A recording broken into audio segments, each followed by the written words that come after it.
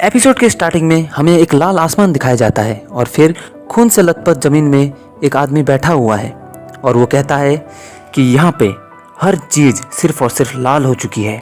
यहाँ पे बचा हुआ है तो सिर्फ और सिर्फ मौत। इतना रक्तपात किस चीज के लिए, क्या ये जरूरी था? फिर वो पीछे मुड़ता है, पीछे एक लाश होती है और वो बताता है शायुंग जानमू जो उसके एक सेम्पाई थे, और फिर दिखाता है कि साजे जो कि उनके मास्टर के कोनोई थे, और फिर बताता है शाजिल जो कि शांग युंग और साजे का डिसाइपल था जो कि अब उनके खिलाफ हो चुका था और उसने उनकी हत्या कर दी थी।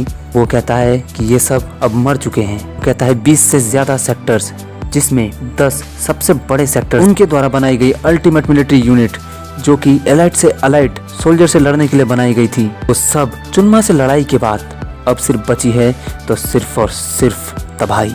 ये सब किसकी गलती थी? ये सब क्या सिर्फ उस आदमी की वजह से हुआ? तो उस आदमी को दिखाया जाता है, वो कहता है मुझे आसमान से शैतानों ने भेजा है। वो कहता है मैं इस पूरी दुनिया को खून से नहला दूंगा, मैं जो हेवनली डीमन से उनका लीडर हूँ। और यहाँ पे दिखाया जाता है चुनमा द हेवनली डीमन। चुनमा कहता है द माउंट हुआ सेक्टर कितना दुर्भाग्यपूर्ण है माउंट हुआ सेक्ट के शिष्यों का। यदि आप यहाँ से जीवित बाहर निकलने में सक्षम होते हैं तो आप अपने संपूर्ण जीवन के लिए मुझे मारने की महिमा के बारे में गर्व कर सकते हैं, लेकिन ऐसा लगता है कि यह उतना ही दूर है जितना आप और मैं हैं। आपको खुद पर गर्व करने का पूरा अधिकार है। भले ही आपने कई लोगों से मदद ली हो, आपकी तलवार आखिरकार मेरे शरीर तक पहुंच गई। चुनमा के मेरे नाम में मैं आपकी तलवारबाजी को इस रूप में स्वीकार करता हूं। और वो तलवारबाज उठ के कहता है तुम चुप हो जाओ।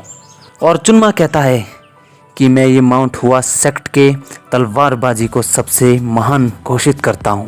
वो तलवारबाज चुनमा की ओर बढ़ता है और जोर से चिल्लाता है चुप हो जाओ।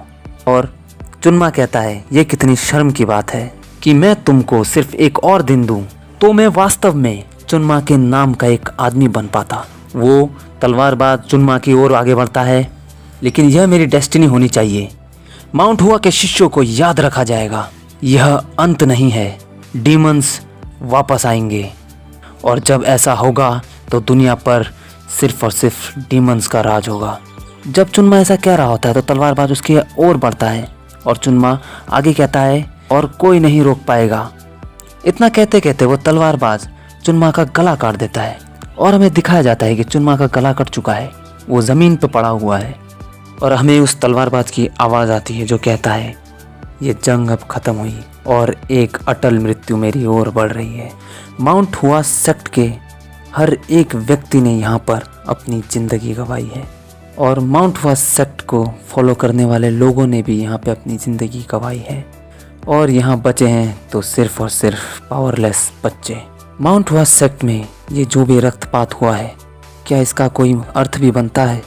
अगर मैं अपनी ट्रेनिंग को लेके थोड़ा और जागरूक होता तो शायद आज मैं कुछ जिंदगियां यहाँ बचा पाता। ये सब कुछ मीनिंगलेस है। फूल का खिलना कभी ना कभी खत्म ही होता है और उसे एक ना एक दिन टूटना ही होता है। ग्रेट माउंट हुआ सेक्ट के 13वें शिष्य, 3 महान तलवारबाजों में से एक प्लम ब्लॉसम चुंग मायूंग, दुनिया में तबाही और अशांति लाने वाले चुनमा को मारने के बाद उन्होंने हेवनली डीमन सेक्टर के मुख्यालय पर्वत की चोटी पर अंतिम सांस ली। यह छोटा सा किस्सा ही एकमात्र विरासत थी जिसे मैंने इस दुनिया में पीछे छोड़ दिया था। और हमें आगे एक बच्चे को दिखाया जाता है, जिस बच्चे को 2 लोग उठाते हैं। फिर हमें आगे दिखाया जाता है कि उस बच्चे की ट्रेनिंग हो रही है और वो बच्चा ट्रेनिंग करते करते अपने आगे वाले को जख्मी कर देता है। तो उसके मास्टर उसके ऊपर चिल्लाते हैं और कहते हैं तुम बदतमीज चुंग म्यूं। और हमको पीछे से आवाज सुनाई देती है क्या मेरा जीवन चमक रहा है मेरी आंखों के सामने? और उसके मास्टर उसको कहते हैं आप एक मार्शल आर्टिस्ट होने से पहले एक प्रैक्टिशनर है। आपको पता होना चाहिए